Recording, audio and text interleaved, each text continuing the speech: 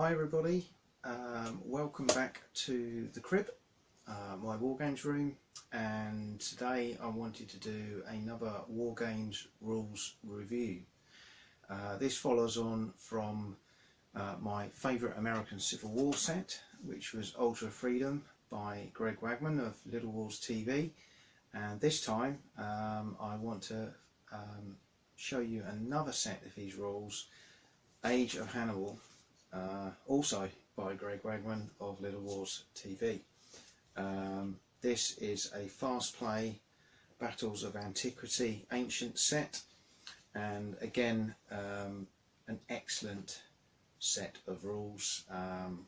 What I want to do today is just talk you through a few of the areas that I really like about the rules. Again, I'm not going to show you everything. You need to go out and buy them, and that's going to be my recommendation at the end of this, because these are another brilliant set of rules. You can get them through the Littlewarstv website.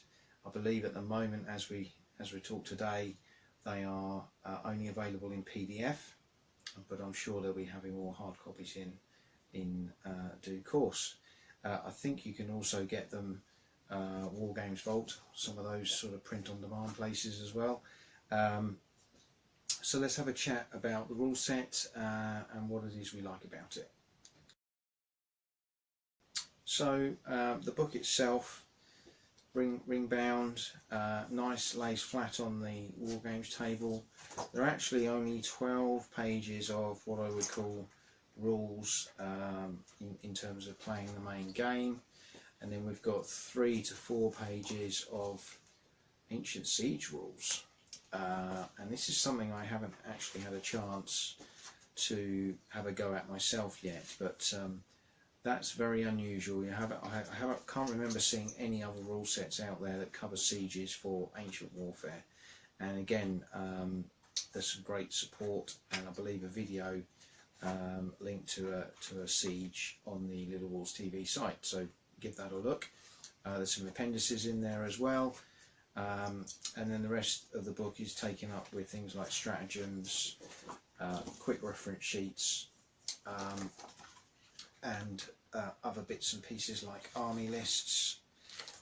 There are a few army lists in there, although with the system in place here, which is generally points driven, it would not be difficult to come up with lists for other ancient armies, and not just in the era of the theme either. So we play this at the club with lots of our 6mm Ancients armies of all different periods within the Ancients umbrella, and these rules cope very well with that. I appreciate certainly the way the rules have been written. There is definitely more historical flavour to this period of the Ancients Wargames world, but it can be adapted, and again, Greg always encourages adapting a rule set to what works for you, for your club, or for your players. So it's just a brief overview. In there's 3 scenarios in there as well, and again, really simple army lists included, and a little overview, 1-page overview of the scenario. So again, it's really simple. So the layout is excellent, as always, really clear fonts, nice sort of subtle colour differences in there, easy to read, easy to understand. It's concise, the way they're written doesn't leave much confusion in terms of how to interpret rules as well. So I really like the way the rules are written and laid out. I think that's a real big positive from that point of view as well. So as I said, there's great support through the Littlewarstv website. You can buy and download campaigns for this period, and also I believe you can buy a sort of a terrain pack for paper card-based buildings as well, to make up ancient cities, which again is really good. So there's lots of support on there. and Greg's very accessible if you've got rules questions as well, so that's great from that point of view. What I like about this and a lot of Ancients games, more recent Ancients games, is there's no basing figure number constraints, so you're dealing with elements or units, so as long as both sides are based the same way or have the same number of figures depending on your preferences, that's absolutely fine. There's no specified way that you've got to have it all based and set up, so whatever figures you already got, you should be able to adapt them to this system. So some of the key things that I like about this game are, one, the command and control. So you've got generals, and they have traits which you agree or roll for at the beginning of the battle, and that they're not game changers, but they just add a bit of flavour, a bit of historical flavour, particularly if you're recreating a specific battle of the period. And importantly, that's how you build the structure of your army, your points, by having generals and lieutenants, and that will allow them to oversee their commands, and that's really important as the game goes on as well. So command and control, really important, and that links in with the morale clock, which I think is one of the key things with this rule set. It's different to the turn clock in Altar of Freedom. The morale clock is gonna keep going down. It's gonna, you know that there will be a finite end to the battle.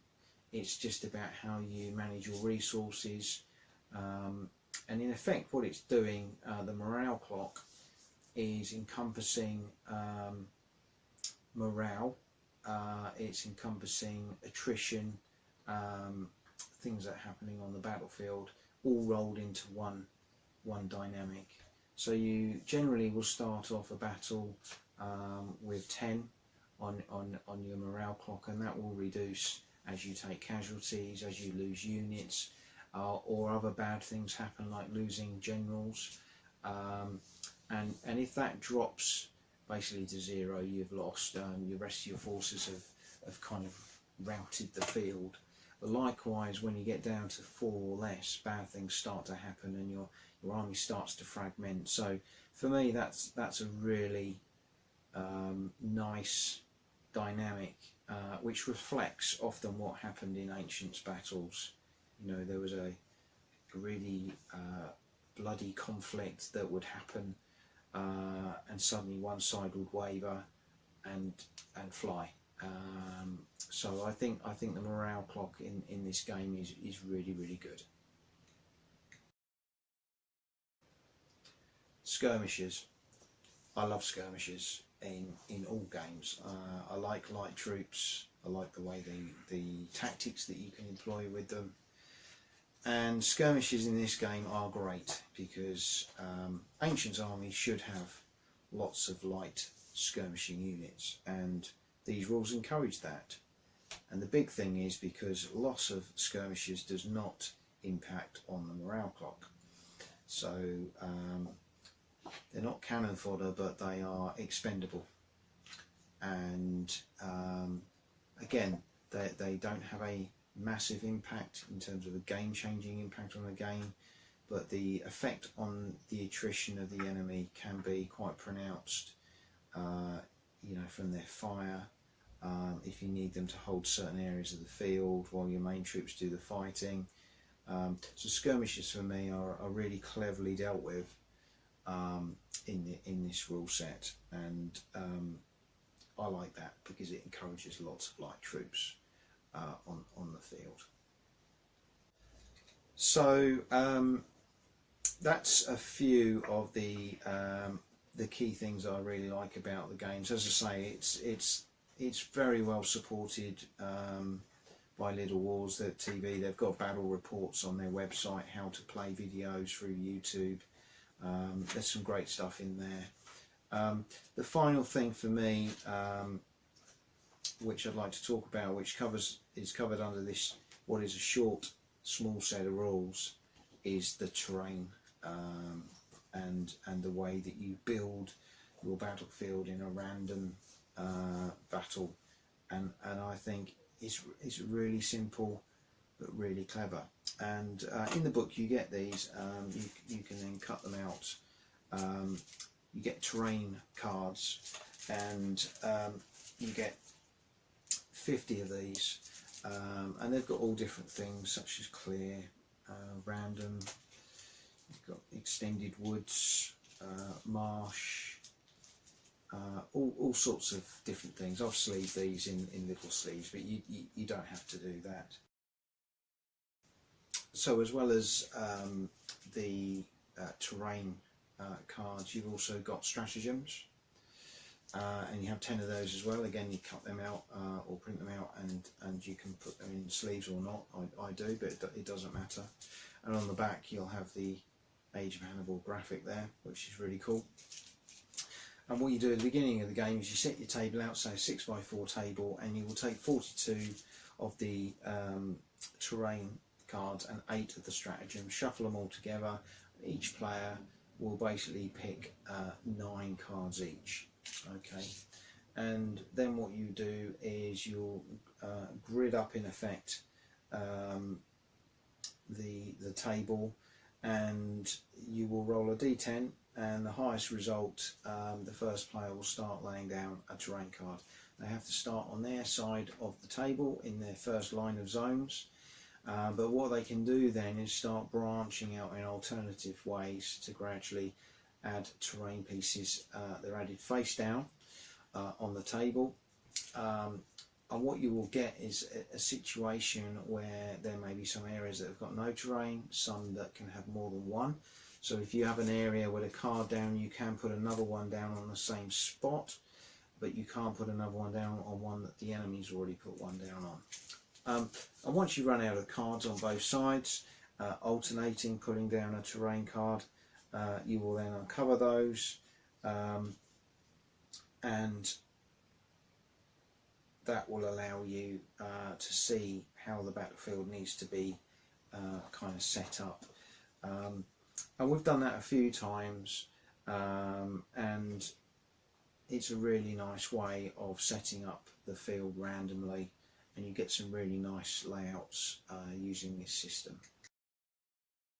Once everyone's laid down their terrain cards, which could include the stratagems, they will then cover those one at a time, and that player can lay down terrain in that area as large or small as they wish to. If you dealt with more than one stratagem, you can only keep one stratagem for the game itself. The rest have to be laid down and used as terrain alternatives. So obviously if you've got a stratagem, you can, my understanding is you can keep that card back and then play that during the game as appropriate.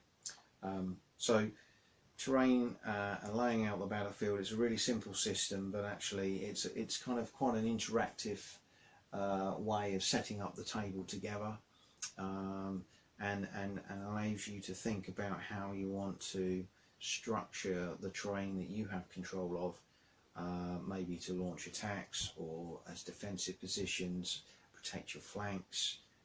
It's a really clever dynamic, and one that I and the guys who have played it have really enjoyed doing.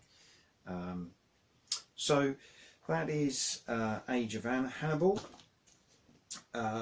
Greg, in my book, has done it again with a fantastic set of rules here. As I say, they're not a large set.